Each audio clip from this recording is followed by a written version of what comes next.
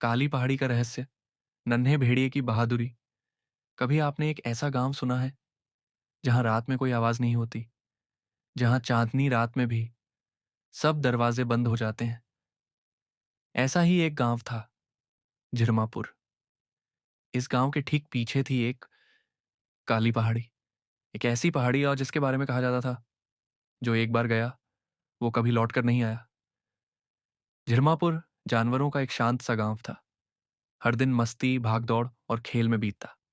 लेकिन जब सूरज ढलता तो सब जानवर अपने अपने घरों में दुबक जाते। क्यों?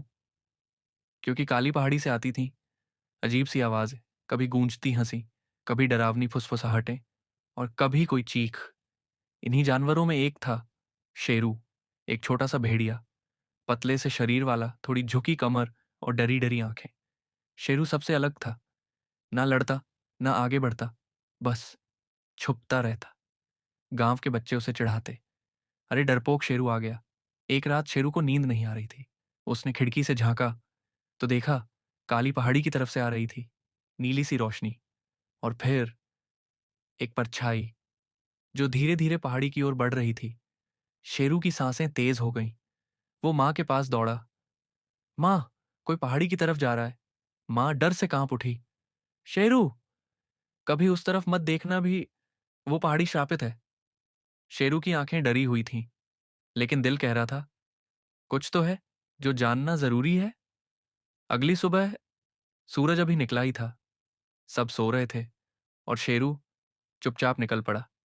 हवा में सर्दी थी, रास्ता वीरान। कहीं से उल्लू की आवाज, कहीं से पत्तों की सरसराहट। तभी एक आवाज आई, रुको। शेरू चौंक गया।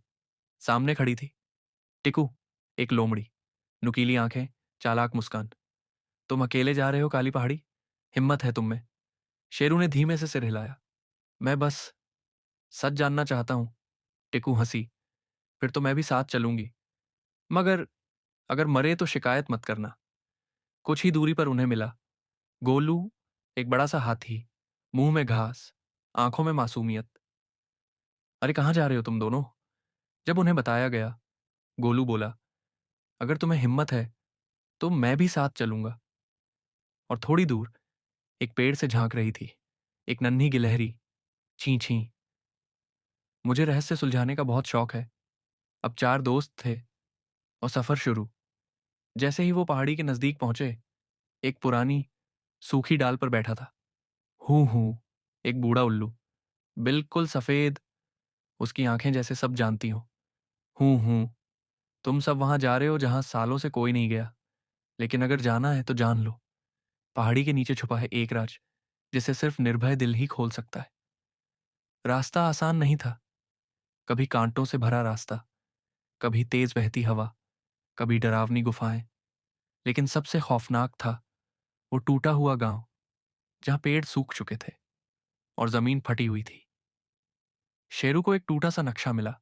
उस पर लिखा था, राज तब खुलेगा जब डरपोक दिल बहादुरी से दरवाजा खोलेगा। आखिरकार वो पहुंचे पहाड़ी की चोटी पर। वहां था एक बड़ा लोहे का दरवाजा।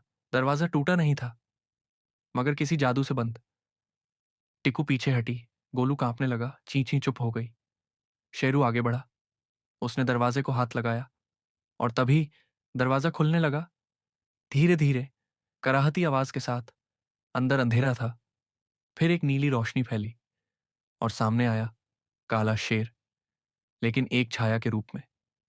मैं कभी राक्षस नहीं था, मैं इस गांव का रक्षक था। वर्षों पहले एक लालची भालू ने इस पहाड़ी पर राज करने की कोशिश की।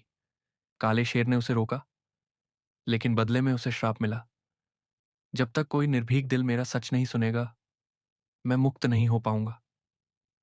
शेरू गांव लौटता है, सब उसकी हंसी उड़ाते हैं, लेकिन जैसे ही वह सच्चाई सबको सुनाता है, आसमान में बिजली चमकती है, काली हवाएं छूट जाती हैं और पहाड़ी पर गिरती है एक दिव्य रोशनी। श्राप टूट चुका था। गांव में हरियाली लौट आती है। गायब हुए जानवर वापस आ जाते हैं और शेरू अब डरपोक नहीं, जिरमापुर का सबसे बहादुर नायक बन चुका था। सीख, डर से लड़ना ही असली बहादुरी है और सच्चाई को सामने लाना ही सबसे बड़ा साहस।